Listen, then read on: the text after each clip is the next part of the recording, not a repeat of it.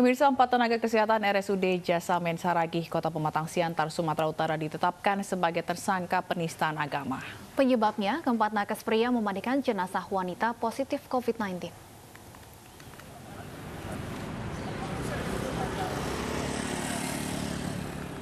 Sekelompok masyarakat di Pematang Siantar, Sumatera Utara memprotes RSUD Jasamen Saragih setelah 4 petugas kesehatan pria memandikan jenazah seorang wanita dengan protokol COVID-19.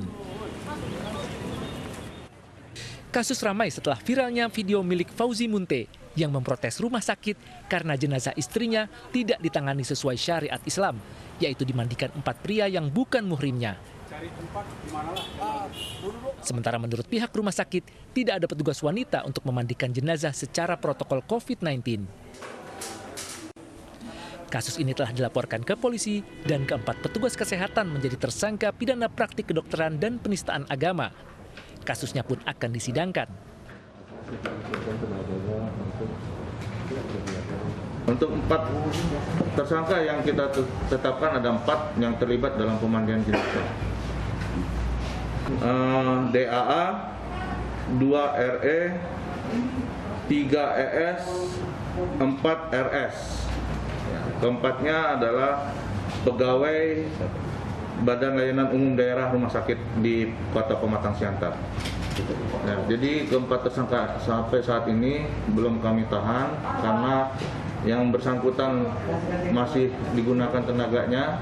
Sampai saat ini belum ada tenaga pengganti untuk pemandian ataupun pemulasaran jenazah. Dan juga mereka tidak melarikan diri sehingga sesuai dengan aturan masih kita belum tahan.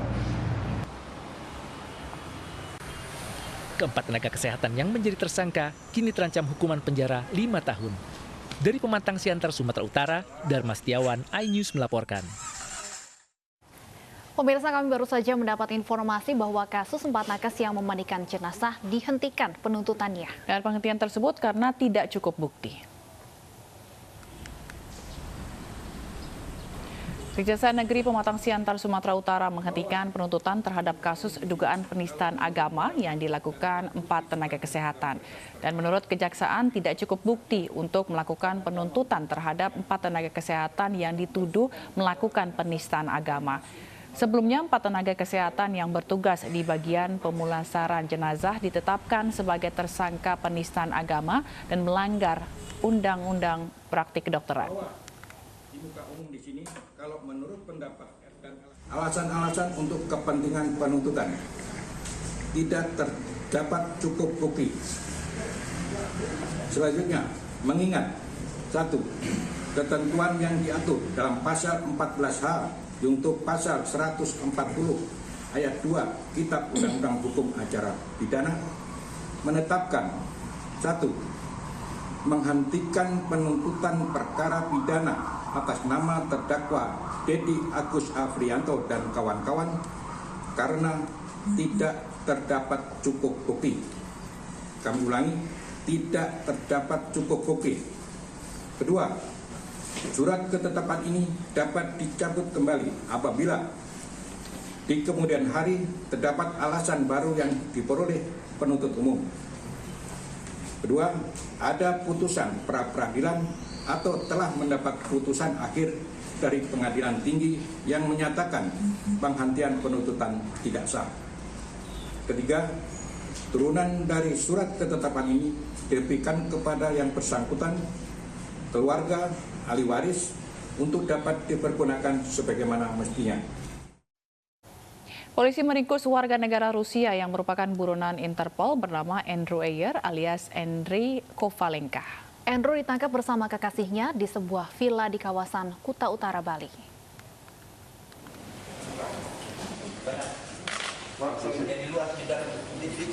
13 hari kabur buronan Interpol asal Rusia, Andrew Ayer alias Andrei Kovalenka, akhirnya ditangkap. Saat diamankan, buronan kasus narkoba ini tidak melawan. Andrew ditangkap bersama kekasihnya Ekaterina Trubkina.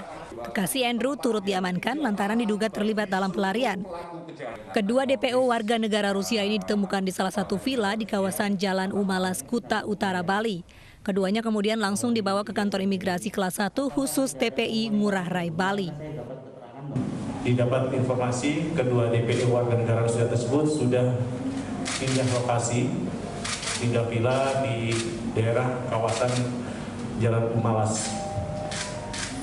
Pada pukul 1.15 ketika tim Resmob beserta tim dari kantor imigrasi Ngurah Rai tiba di lokasi, langsung melakukan penggeledahan rumah atau villa untuk mencari keberadaan depo tersebut.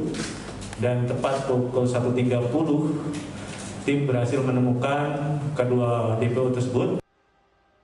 Sebelumnya, Kamis 11 Februari lalu, Andrew Ayer kabur dari kantor imigrasi kelas 1 khusus TPU Ngurah Rai Bali saat hendak dipindahkan ke rumah detensi imigrasi Denpasar untuk selanjutnya diekstradisi ke Rusia.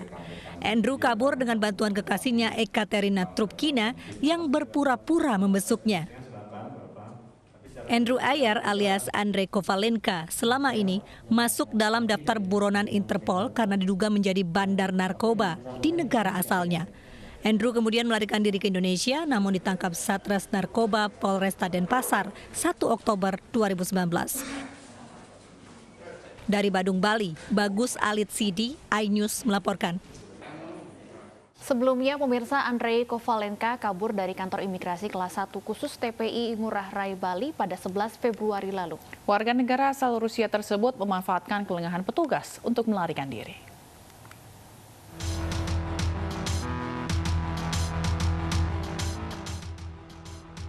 Inilah video detik-detik kaburnya Andrei Kovalenko, WNA Rusia yang masuk daftar buronan Interpol dari kantor imigrasi kelas 1 khusus TPI Ngurah Rai Bali.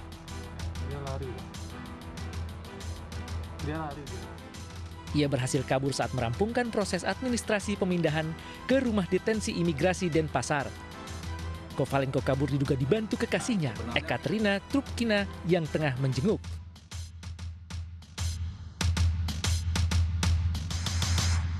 Pada waktu proses penyerahan tersebut tentunya akan perlu proses administrasi, perekaman sidik jari dan foto. Yang bersangkutan dikunjungi oleh istrinya, namanya Ekaterina Trubkina, meminta waktu untuk bertemu dan membelikan makanan. Ketika menunggu membeli makanan tersebut, ya kan, dan petugas melakukan pemeriksaan, dia berdiri, menyelinap, terus melarikan diri ke kantor imigrasi, keluar kantor imigrasi. Andrei Kovalenko sebelumnya telah menjalani hukuman pidana di lapas kelas 2A Kerobokan Kuta Utara, Badung, Bali karena kasus narkoba. Setelah masa hukuman berakhir, ia diserahkan ke kantor imigrasi kelas 1 khusus TPU Ngurah Rai untuk selanjutnya akan dideportasi.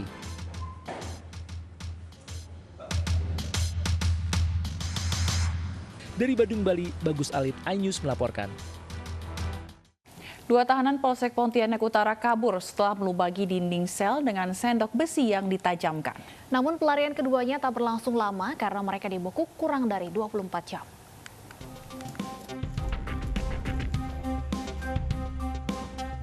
Inilah kondisi ruang tahanan Mapolsek Pontianak Utara yang dijebol dua tahanan menggunakan sendok besi yang ditajamkan.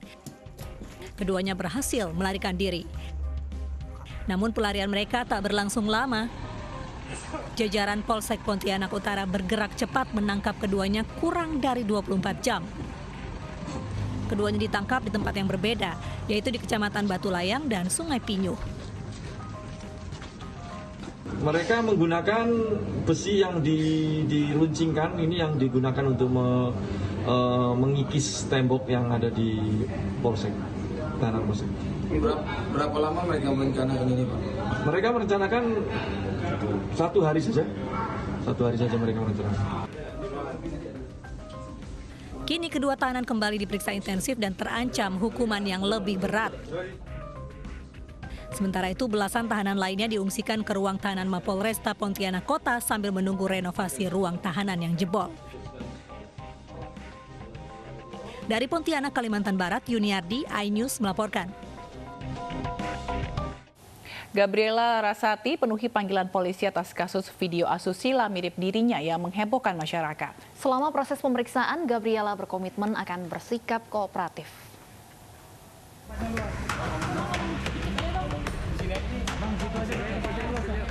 Gabriela Larasati diperiksa sebagai saksi atas kasus video asusila yang diduga mirip dengan dirinya di Polres Metro Jakarta Barat Selasa sore.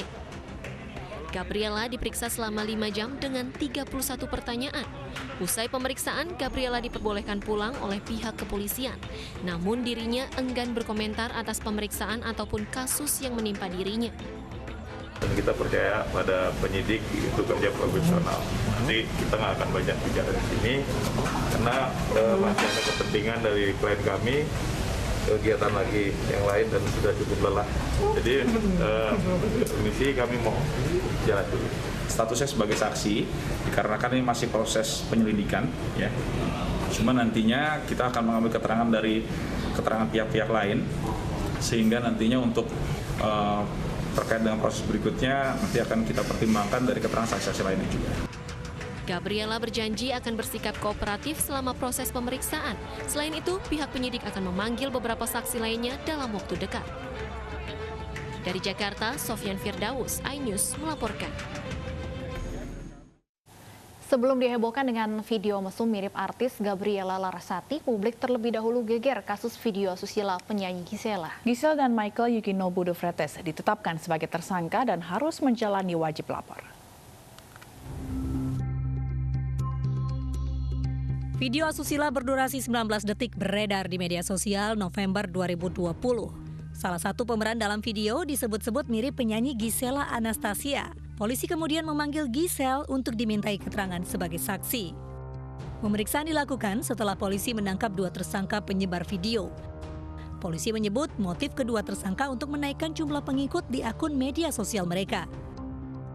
Para tersangka dijerat pelanggaran Undang-Undang Informasi dan Transaksi Elektronik. Setelah sempat membantah, Gisel pun akhirnya buka suara dan mengakui jika video yang beredar luas di masyarakat merupakan dirinya. Video direkam di salah satu kamar hotel di Medan 2017 lalu. Polisi kemudian menetapkan Gisel dan Michael Yukinobu de Freitas sebagai tersangka dalam kasus video asusila. Gisel dan Nobu diwajibkan lapor setiap Senin dan Kamis. Namun, Gisel mengaku khawatir ditahan karena berkas perkara kasus yang menjeratnya sudah dilimpahkan Polda Metro Jaya ke Kejaksaan. Pasti ada dong. Cuman ya kan kekhawatirannya nggak menghalangi kita untuk tetap beraktivitas. Kan kekhawatirannya kita serahin ke tempat yang tepat, kita berdoa dan segala macam. Percaya aja jalan yang terbaik, berbuat yang terbaik mulai dari sekarang sampai ke depan. Aktivitasnya tetap harus berjalan. Justru kalau jadi terlalu khawatir, terus jadi sibuk dalam kesedihan dan segala macam, bisa miss out sama mungkin GMP yang berkat-berkat yang harus disyukuri setiap harinya jadi terlewat. Sebelumnya Polda Metro Jaya memutuskan tidak menahan Gisel dengan alasan kemanusiaan karena memiliki anak di bawah umur. Tim Liputan iNews melaporkan. Komjen Agus Andrianto resmi dilantik sebagai Kabareskrim oleh Kapolri Jenderal Listio Sigit Prabowo. iNews sore akan kembali dengan informasi selengkapnya sesaat lagi.